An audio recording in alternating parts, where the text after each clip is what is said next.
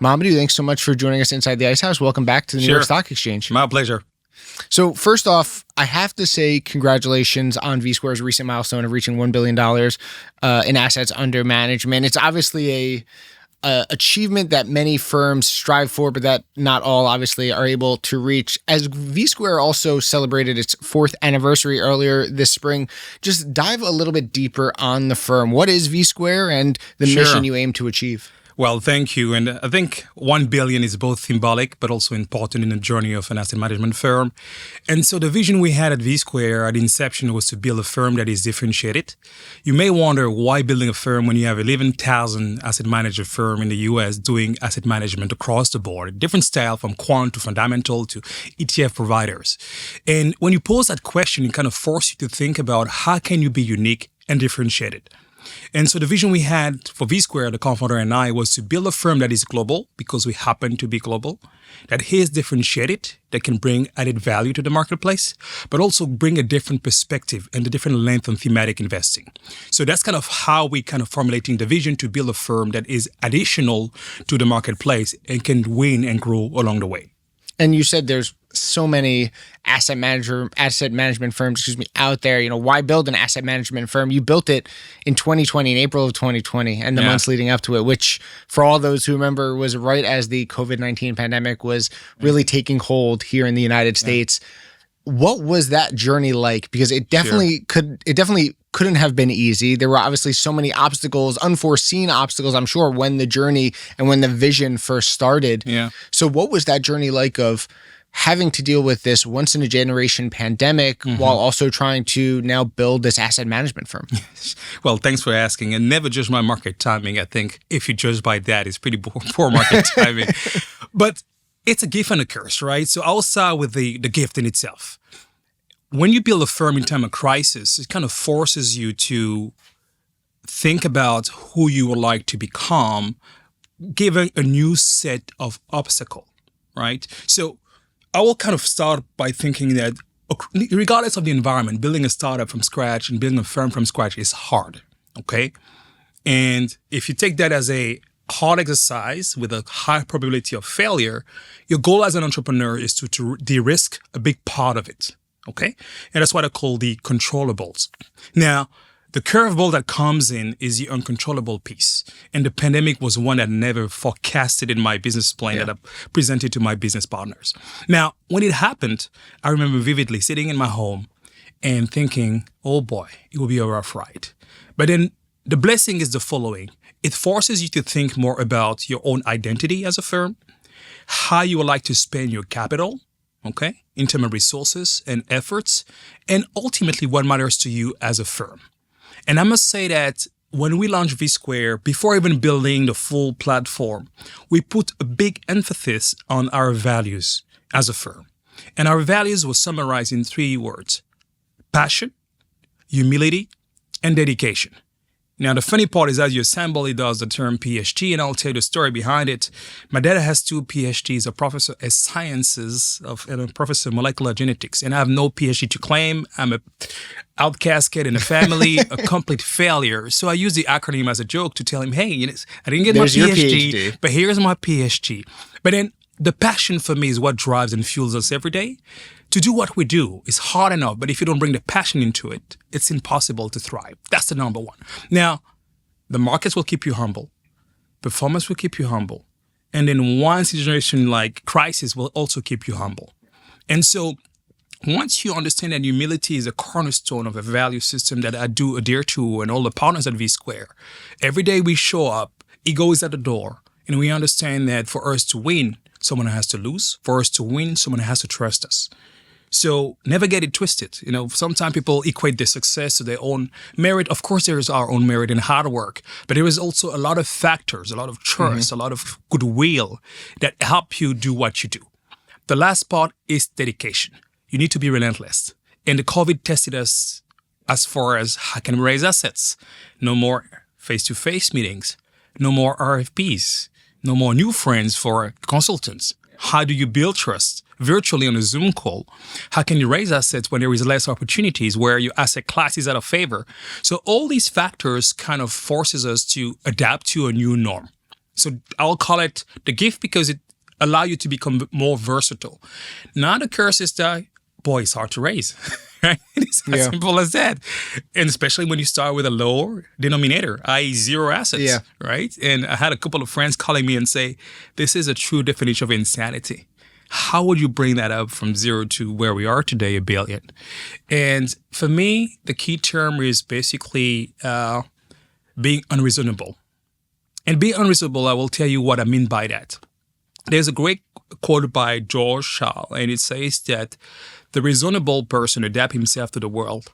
The unreasonable persists in adapting the world to himself. Therefore, any changes rely on the unreasonable. And when you build a firm, you have to be unreasonable. You have to be impatient. You have to believe into what people don't see yet. You have to be willing to fail, and you have to be willing to get more no's than yeses along the way. So that notion for me of being impatient, having that drive, feeling that we can make it is what helped us to get where we are today.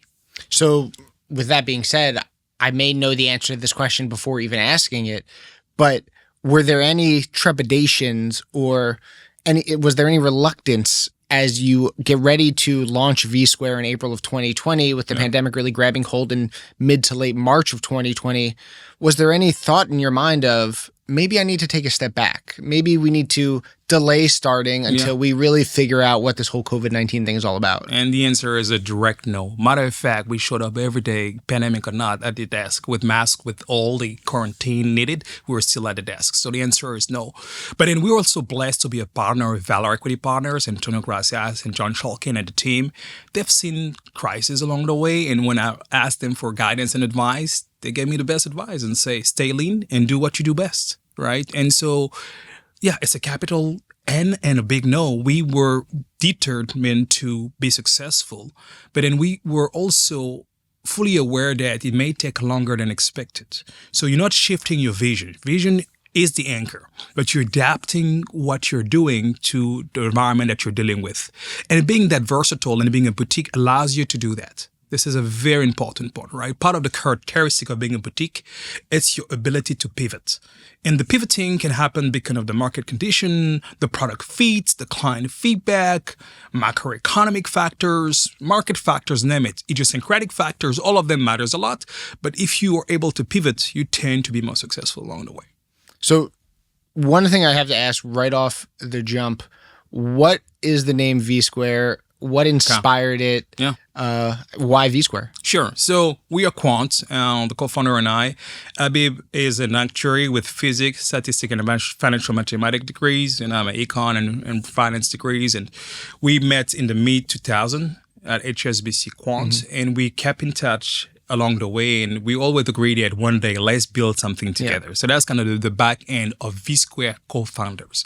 Now, the V of V-Square, we looked at each V stand for value, valor, velocity, and we look at it as basically a square because each V, as you put them together, give a shape of a square.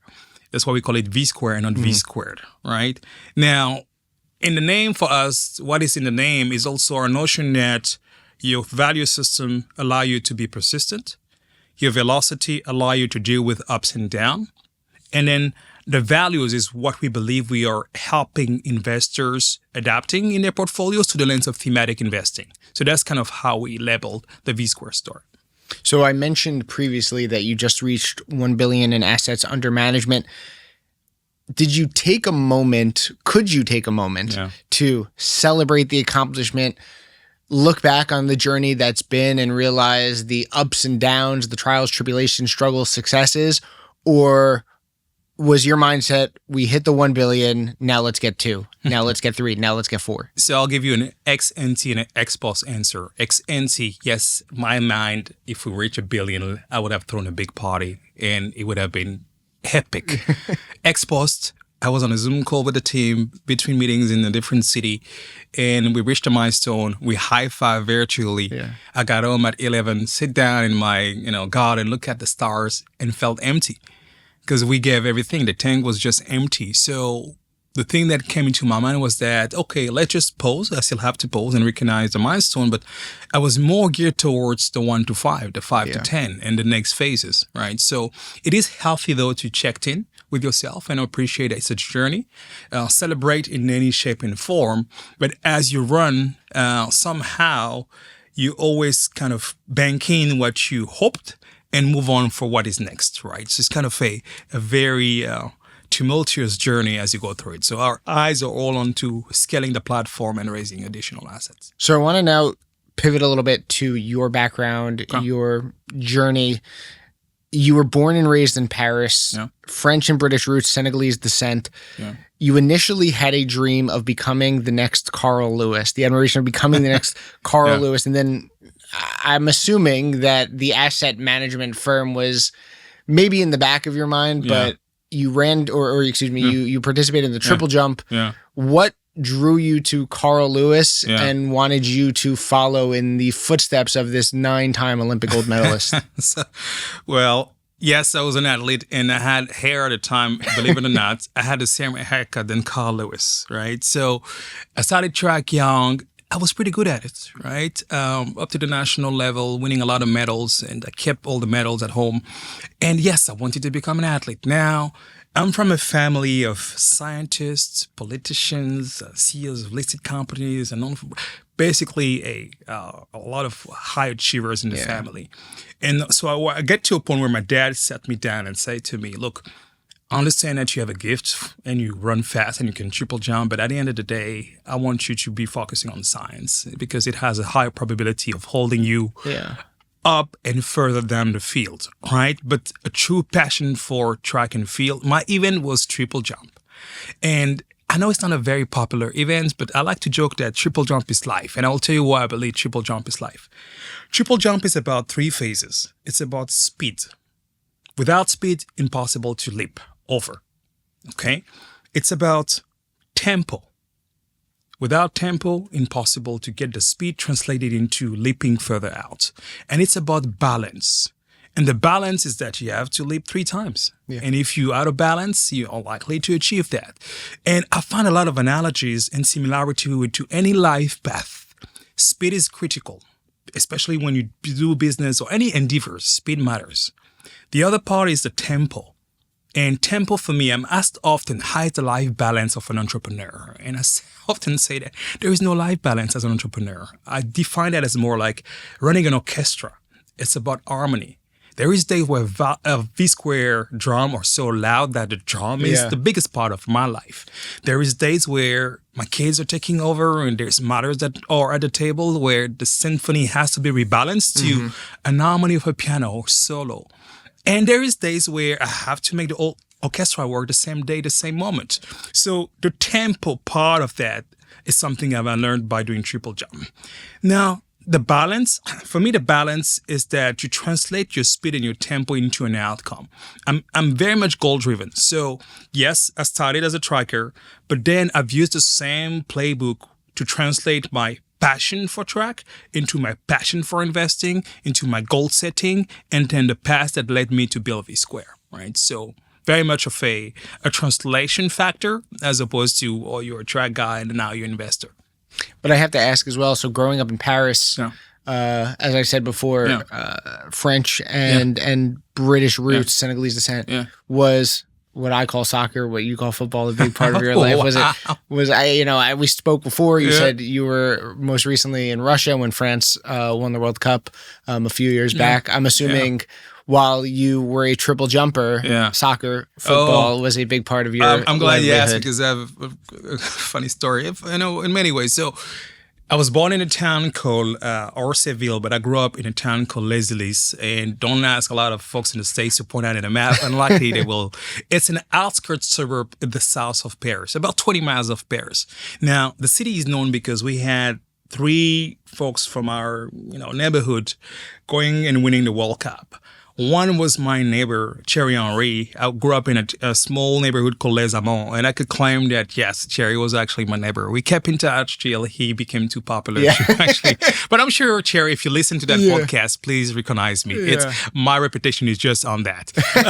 And then Prati Sevra was in the class of my younger brother as well. And then you had Yaya Sanogo and then Anthony Martial. So that small town is just geared toward my football and a lot of talent. So yes, playing football in the courtyard was just a big part. But somehow, even though I could play and kick the ball, I was fast, and then the track just drew me. Yeah. But it was amazing to see how many of my peers kind of ended up becoming a very talented football player, playing in the UK, playing around the world, and ended up some of them winning the World Cup. So pretty awesome.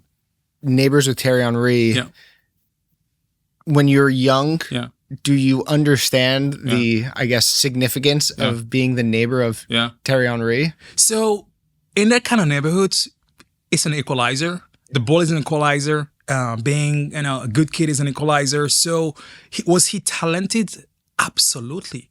And I remember him coming back from Monaco like one summer, and I was playing a lot of basketball in the backyard, and he came in and he saw me playing basketball, and I could hoop, jump with the track, and I could dunk, and he was like, oh, of course I can dunk as well. And boy, he could leap. Yeah, I'm sure. And that was very impressive to see. And so we were laughing, and it was probably around 18 at the time. So certainly you don't measure it. You're just happy and proud that someone that you know made it in a field. Now, for me, with the family that I have, it was all about, okay, what about the math? What about physics? You have to be the best. So I geared towards school, focused solely on that. But then I kept in touch with a lot of the friends that I have since my childhood.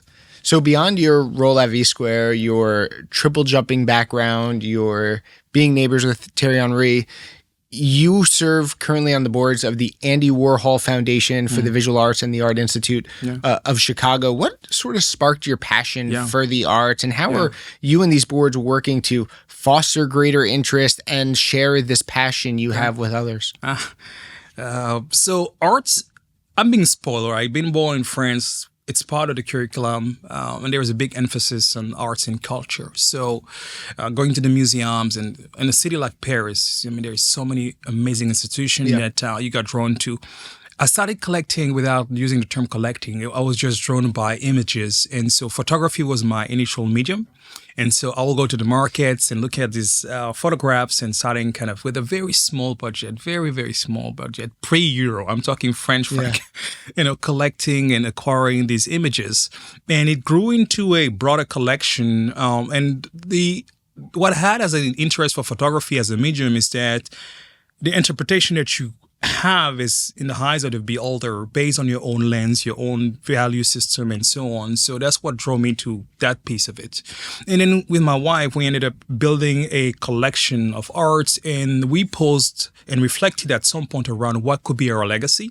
And we realized that we're better off building a prize and awarding a prize to artists that we want to support as a meme, and also serving public service as a way to express our values. So yes, I like to volunteer into organizations. Art is one of the passion that I have, but also education, financial literacy is another one. And so serving in the boards is very humbling, because you are amongst peers that are achievers and also eager to give their time and money to support organizations, but also first and foremost, you're impacting the life of artists and individuals. And for me, this is the main thing. Success not shared has no value. And so by doing so, we hope to, give time and resources and support other people. And your career has taken you across Europe, the Middle East. Now you're based in Chicago with V-Square. How have these diverse cultural experiences, the different interactions with different people, shaped your approach to life, to asset management, and ultimately your leadership at V-Square? Yeah. So we are a collection of images and experiences as human beings. And I am lucky that I had to evolve in a global nature and travel around the world. And you actually borrow, set of cultures into every places that you live in. And so, yes, I'm French, born and raised, and happy, Parisian, a bit too proud, but that's the French trait. But I'm Senegalese as well, and Beninese, and so my roots go deep into sub-Saharan Africa, right? And then I lived in the UK, and I'm British as well, so I lived there for 10 years, and then, of course, I'm a proud Brit. But all these elements define my value system as an individual, but also my management style, right? So I like to define my management style as being a French pragmatic investor and an American enthusiastic investor. And the two in the same sentence can kind of bring a bit of dichotomy, right? So the French, there is no term for outstanding, amazing. We don't use these terms in our daily life. Yeah. But when I moved in the US, I realized that passion for innovation, the drive is translated. People are excited. People want to change things. And so I'm a bit of a patchwork of being pragmatic, but also over-enthusiastic. So it may, for my people, the people who are surrounding me may feel like I'm a bit of a hot boiled water that comes in because I have that high tempo speed. Yeah. But then I'm very analytical and pragmatic. And so all these experiences in my culture patchwork lead to that mosaic of, values and things that I enjoy. And you mentioned the word innovation. Now, innovation often arises when there's a problem that needs to be addressed, and whether something's been created for it in the past or nothing's been created for it at all, there needs to be something devised to solve and create a solution. How do you approach innovation when it comes to asset management and at V-Square to stay ahead and obviously meet all of these changing needs? Yeah. And so innovation, I'm glad you asked. Innovation is my passion. I ideate at a fast space. And if you look at, if I were to show you my folder, I have a folder called innovation. There's probably, 25 products. Out of the 25, maybe 2 will see the light one day. Did the passion for innovation sprout from when you were young? Oh, since I was young. I think for my first interview, I have to kind of go back to that. So when I started, I was 21, okay?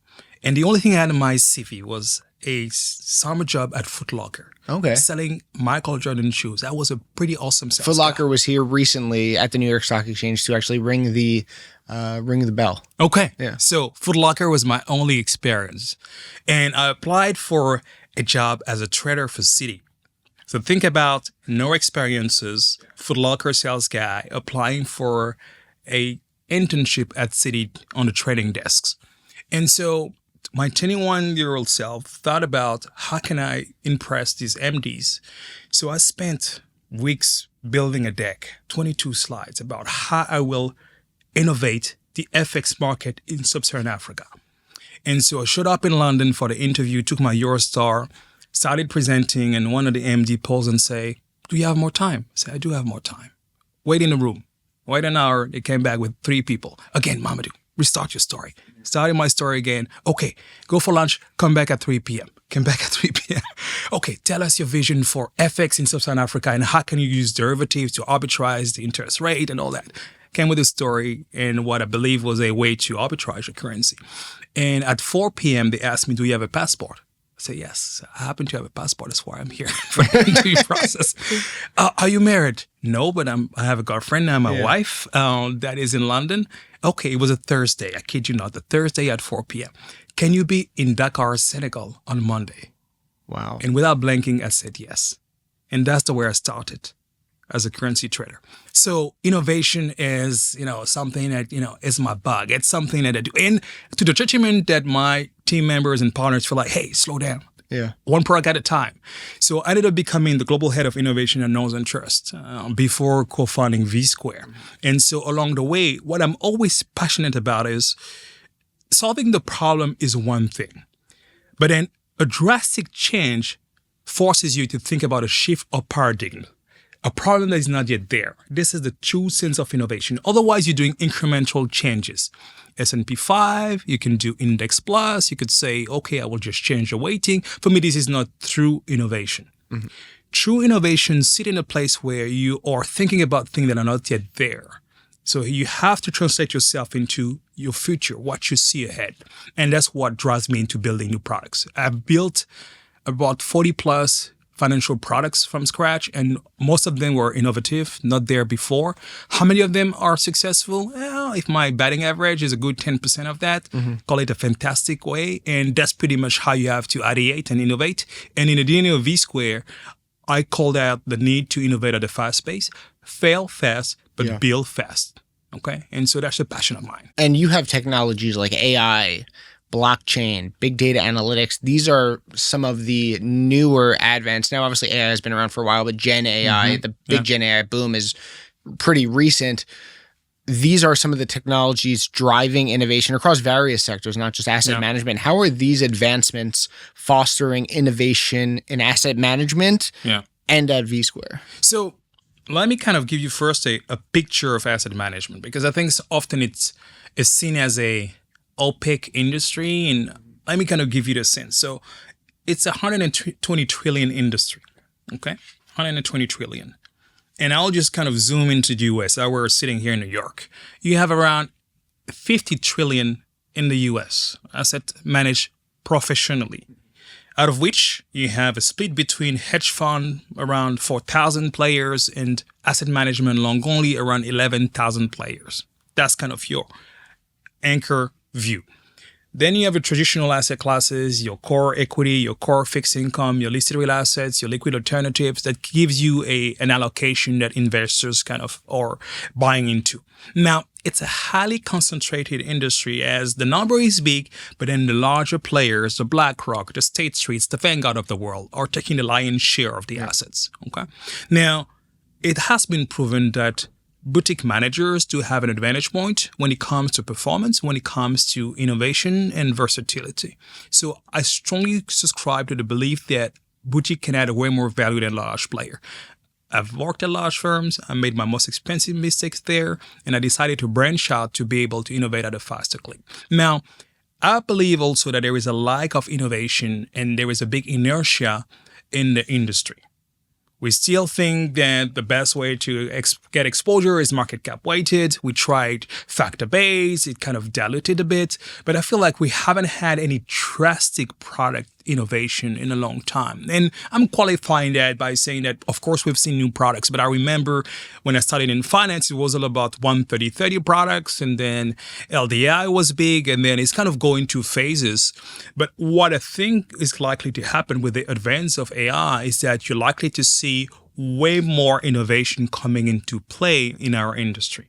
So I welcome that application of AI as an ability to extract data and allow you to crash test at a faster pace, and then innovate along the way. So that's a good application. Now we have to have a right kind of set of boundaries to make sure that we're not using that to blindly buy stocks and tell the clients and blame it on an algorithm. That's a bad application of AI. But when it comes to data gathering and ability to decipher, harmonize, and normalize data, it's a welcome tool. Right. So we're using it already, and that's something we were likely to use more, but we don't use that to make investment decision. It's only part of our operation platform to look at a large set of data sets and make investment decisions through our own factor model, as opposed to just blindly taking the data and the outcomes. And I want to ask about the manager to client relationship, because really since the pandemic, and you can say since the pandemic, since V-Squared was founded in April of 2020, there's been this shift, right, from face-to-face was the way to now everything's being done over a Zoom, over a Microsoft Teams, over any sort of technology that allows you to be behind a computer talking to someone miles and miles away. How has this decrease and this erosion in interpersonal communication on a face-to-face level affected asset management and your own approach to client interactions? So we grew in that world as far as we've experienced the pre-pandemic, and we went through a pandemic, and therefore we had to adapt to the new norm. Now, I'm a people person, you could tell, right? I like to shake hands. I like to feel people and get a sense of their, eyes cues and body languages. And so it was hard for me to sit in front of a screen. And I always struggle with coming out of Zoom and entering team. I'm still struggling with that part. And I think it kind of, it takes away the people touch that for me matters a lot in building a relationship. Now, as someone who's managing portfolios and also raising assets, it's harder to raise assets on a Zoom call. Right? Because building the trust requires more touch point. And also, if you are an allocator or a consultant intermediary in the middle, your likelihood of taking more meetings grew higher, because guess what? Easier to set up a Zoom call. But then your eagerness to switch managers probably dropped over the past 4 years. So as a new firm, we experienced the limitation of a virtual world. All right. And the same advance that social media changed the nature of natural personal relationships. So we've experienced a longer latency when it comes to raising assets with the virtual world. Now, I feel like we're back to more in-person meetings. I traveled the world from Australia to, the Nordic region and across Europe and here in the US. I'm on the road every other week. So I feel like it's coming back. Now, for the younger generation aspiring to get into the industry, I feel bad for them because I realized that I grew in the industry and I managed to move up the ranks by having face-to-face relationships, by bumping into my MD in the cafeteria and smiling and like, can I drop you an email? Can we go for coffee?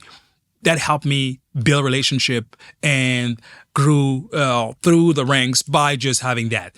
Now, if you don't have that and you set up a Zoom call and people have multiple screens and they have one eye on something else and they're trying to engage, it's harder to build authentic. The key term is authentic. You can build a relationship through Zoom, of course, but it may be less authentic than just shaking hands and spending time with your phone in a bag and engaging face to face, right? So that's the limitation of the virtual model.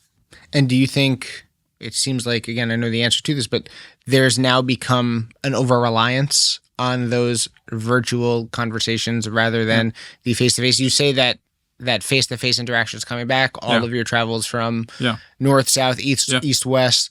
But you did just say that for the younger generation trying to get into the industry, there is this reliance on a Zoom. There is this reliance on a team. Yeah. They're losing losing the ability completely, but maybe the desire, maybe the understanding of just how important the face-to-face conversation is. Yeah. So we have an internship program and we're, taking young interns from different university. And one of the first questions in interviews is that would it be virtual or in person? Yeah. And so I always encourage them to consider the in-person as the main option because I strongly believe that sitting at a desk and seeing from the leadership team of V-Square how we work, how we operate, how we ideate could only be positive for their own career path, right? So that's something important. Now, there is also another element of it. Efficiency and travel costs went down as well, right? Yeah. So if you're focusing on your operating leverage and your profit margin, you may think, I've spent less dollars into travel, right? But less travel expenses, if you raise less asset, doesn't make it a better operating leverage. So you have to think about, okay, maybe the old model was actually very effective as well. And as we discuss sort of this change in how people are interacting, there's also been, I would think, a change in what clients want and sort of their desires. And I would think there is a growing demand or a growing desire to support sustainable investing, ESG. How have you seen these factors come into play? Are you noticing that more and more people are looking at ESG and sustainable investing and what they want in their portfolios? So my answer will be region dependent, right? So we have a global hat. So I could say Europe, Nordic region across Europe, and in Australia, where I'm spending a lot of time. Yes, and yes to your question. In the US, we've seen a phase of a strong growth pre-pandemic. Somehow the first year of the pandemic was the highest number of ESG ETFs launched in the marketplace. And ever since, it kind of tapered down with the term becoming more politicized. Now, I'm not here to kind of play the arbitrage between views and strong views and values. That's just not what I do for a living. But what I can tell you is that clients and investors like choices. Right. And ultimately, the choices allow them to decide if they want to do sustainability or if they want to invest in AI and robotics or if they want to have exposure to firms that focus on global mobility. And that's why our approach to be a thematic investor allowed us to cater to that. So what we've done at the inception of V-Square, we thought about the evolution of the marketplace. When I started in finance, running DCF models, the value of a company was pretty much, this is your inventory, this is the captive value, this is, how we think that you are either, overpriced, underpriced, and that was one dimension of it. Today, 80% of the value of a company is basically intangible. And so if you think about that, you realize that companies go through a lot of phases and there is some key macro trends that could be harvested because they're not fully priced in. And we divide them into 4 buckets: human capital, technology, innovation, back at it, right? And sustainability. So to answer your question, do I believe that sustainability plays a role in that ecosystem? Absolutely. Yeah. Is it an interest that we see a lot in the younger generation without any cliche? Yes, we see that. Now, it all depends on how they use it and how they apply that. We thought initially that it will become a commodity, like you just buy the S&P and that's the way you do it. It's just not a commodity. Every investor who has a value length would like a customized solution, right? And so that's what we've seen is that our ability to customize has been a blessing because investors can come and say, I'm a foundation. I care about education, health, and other factors. Can you, V-Square, create a portfolio that align my grant-making value system with my investable portfolio? Our answer is yes. And then it's about our forte into understanding the risk management of it, the drawbacks, tracking error, all the elements that help us build a portfolio. But that hyper customization is the way to go. And I'm expecting this to continue. And my forecast when I started an industry was the opposite. Yeah. I've thought that it will become the Uberization of the field, the supermarket Walmart approach where everybody buys the same thing. It's not the case when it comes to values expression and thematic investing. Every investor wants their own views and values applied. So the consulting firm Cerulli Associates estimates that baby boomers and the silent generation are going to transfer a combined $84.4 trillion in assets to younger generations over the next 2 decades. So we just obviously spoke to ESG and sustainable investing. Yeah. As this wealth shifts and investors get younger and this money goes to those younger investors, how have clients' approach to investing evolved since you first started back at Citi? So, it's a different approach. It's not an old boys club anymore, right? Yes, you may be making business on a golf course, and I still do that on Fridays. But guess what? It may not be the way that the younger generation would like to engage. They may not belong to a country club. They may not do the same thing, right? So, I will say that the biggest advance has been the digitalization of the field, right? So most of the younger investors I interact with, the first question is that, do you have an app, or where can I see the platform, right? So it's all about the digital delivery of the outcomes, right? They want to be able to see the stocks, see the values, click on a button and see an outcome. And so we built the firm with what I call the last mover advantage. We knew that was the need. So we all about technology, delivery, and the look and feel of the reporting. All that was part of our DNA. So the last mover advantage allowed us to capture that from the get-go. Harder for legacy firms, right? Yeah. If you started the old school way and you have to spend billions to readapt to a new world, it's a cap expense. And so for us, we see that the younger generation likes a different way of interacting. Your quarterly meeting by the fireplace and over dinner is not the way they like to be engaged. And so you have to be able to evolve and be way more connected with them in that merit. And so we realized that they like to pilot more as opposed to be given a portfolio. So we created a questionnaire on their investment value system that we sent out prior to the first meeting for individuals where they can spend time and decide that I would like to have exposure to U.S. markets or emerging markets. I like fixed income or equity. This is my value system. This is the foundation I support. By the way, it has to be a tax-loss harvested portfolio. And this is what my family owns and so on. And so we're using technology to capture the essence of what they want. And then you can use a UMA, Unified Portfolio, right? Or you could use a SMA, Separate Managed Accounts, to deliver the exact outcome for them. So for me, this is the main part will be the use of technology to adapt to the younger generation, but also understand that they're very savvy of new strategies in vogue or basically, right? So my last few conversations, like how can I get exposure to space exploration, Mamadou? Or how can I get exposure to AI and robotics? Or I care about global mobility. There a way for me to get involved in that?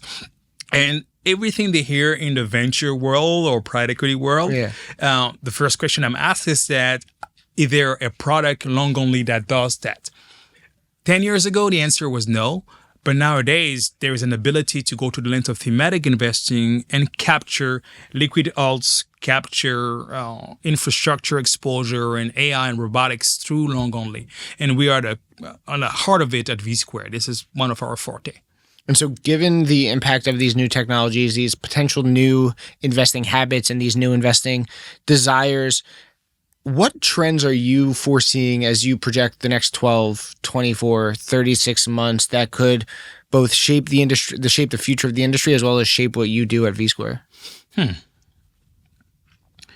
So it will have to be an answer that is kind of asset class specific, right? So we realized that now fixed income was a bit out of favor, and obviously with the Fed kind of clawing back on interest rate, we could expect that asset class will come back in fashion with a lot of appetite. It ties me back to innovation. If there is one asset class that needs a proper reboot, it's certainly fixed income. I think this is where we've seen less innovation over the past decade. What I'm expecting now is that the lens of a multi-asset class portfolio will be even more popular. What I'm hearing from clients is that they like the more diversification within a multi-asset class lens as opposed to coming with your own sleeves. And so that's something I'm expecting to grow more. I've seen a lot of interest for liquid alts, and I think this is likely to be the big part of the next, call it 18 to 36 months that you mentioned, because we realized that the value creation on the private market is not accessible for a lot of individuals and retail investors, and therefore the appetite to have a translation into public market, it's huge. And we've seen innovation for the likes of Morningstar and Refinitiv into branching out, and we are working on that at the moment at VSquare. Last but not least, there is a term of tokenization of ETFs that is out there, where you could buy an ETF or bundle ETF, but then through the lens of a token. And it's still early days, right? Yeah. But I think this is likely to transform our industry if you were to be able to buy ETFs through the lens of a tokenization process.